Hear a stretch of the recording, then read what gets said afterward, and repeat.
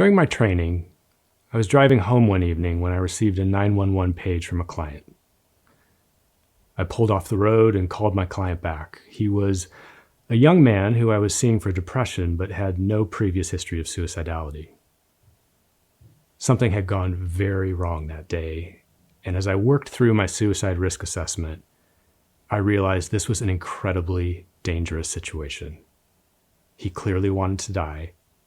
He had a specific plan, which was highly lethal, and he had the means to carry out that plan. And in that moment, he was talking to me with I think, ambivalent hope that I might be helpful. There were two things in that moment that were incredibly helpful to me. First, I could hear the voice of Marcia Linehan in a positive way in my head.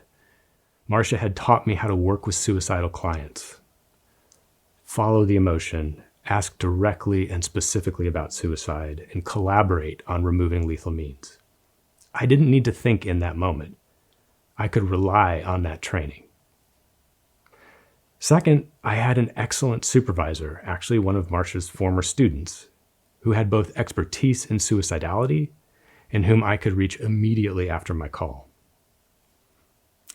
And so with this young man, I was able to help him be safe that night and have a next day appointment with me the following day. Although at first glance this story seems to center on the very human process of therapy and suicide prevention, for me it also contains the seeds of how AI can help support and improve behavioral health care. The reality is that we have experts like Marcia, but they are a precious and limited resource. Similarly, in theory, immediate expert supervision is possible with human supervisors, but again, they are very limited resource. Even if we just think about suicide in crisis care, the 988 system is now responding to millions of calls and texts each year. That scale both points to the incredible suffering in our society, but also the impossibility of expert review or consultation on all those calls and encounters. Now, to be clear, will AI ever be an expert like Marcia Linehan? No, of course not. But when we train AI on expert human judgment, the AI can learn critical pieces of that expertise, like how to do a thorough, high-quality suicide risk assessment.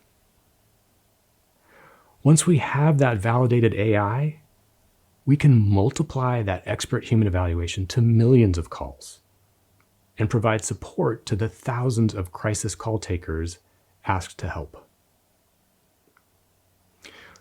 What was really distinctive about Marcia's training was the heavy emphasis on practice and feedback.